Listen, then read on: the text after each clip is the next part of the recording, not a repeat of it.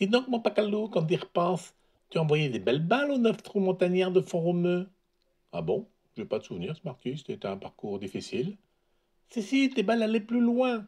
Mais oui, c'est vrai, j'étais pas forcément plus précis, mais plus long, oui. Facile à expliquer. Ah bon, mon Pacalou? Oui, assez facile. Alors, un peu de physique. D'après la loi des gaz parfaits, on peut écrire PV égale nRT avec P, la pression de l'air, en Pascal. En Pacalou, tu veux te dire? Non, en Pascal de Blaise Pascal, et tu me l'as déjà faite, celle-là.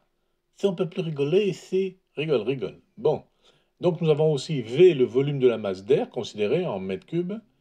R, c'est la constante universelle des gaz parfaits. Ça vaut environ 8,31 joules par Kelvin par mol. Et puis T, c'est la température exprimée en Kelvin. Et N dans la formule, c'est la quantité de matière qui est disponible dans le volume V en nombre de moles. Alors, quand on monte en altitude, la pression ambiante baisse. Il y a une autre formule connue qui est P est égal à P0 exponentielle de moins 7gz que divise 2 Cp T0. Alors P c'est la pression en pascal, P0 c'est la pression au sol en pascal également, G c'est l'accélération de la pesanteur estimée à 9,81 mètres par seconde carrée au sol, Z bien c'est la hauteur par rapport au sol en mètres, C indice P c'est la capacité calorifique de l'air à pression constante, c'est environ 1006 joules par kilo par Kelvin. Et puis T0, c'est la température au sol en Kelvin.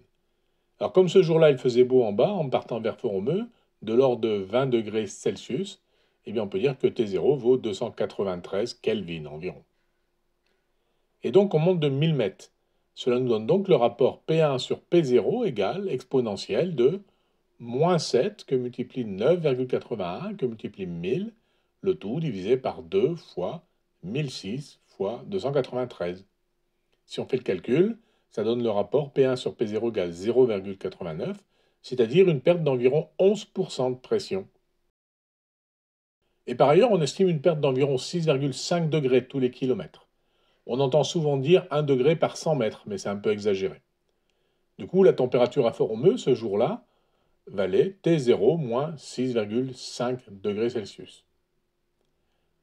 En se rappelant que la densité de l'air vaut ρ égale PM sur RT, on l'a vu lors de la vignette sur les balles chaudes, eh bien on a au sol ρ0 égale P0M sur RT0 et ρ1 égale P1M sur RT1. Du coup, le rapport des densités donne ρ1 sur ρ0 égale P1M sur RT1, le tout que divise P0M que divise RT0. Les R se simplifient, les M se simplifient, et le T1 qui est en bas reste en bas, et le T0 qui est en bas de la division revient en haut. Du coup, ça donne P1 sur P0 que multiplie T0 sur T1. En remplaçant par les valeurs que l'on a calculées, on obtient environ 0,91. C'est-à-dire que la densité de l'air a baissé d'environ 9%, et c'est pour ça que les balles portaient plus loin. Eh bien, moi, j'avais une plus grosse ration de croquettes ce jour-là, je m'en souviens, faudrait généraliser, mon Pacalou. Oui, c'était pour l'effort du jour, Smarty, voilà tout.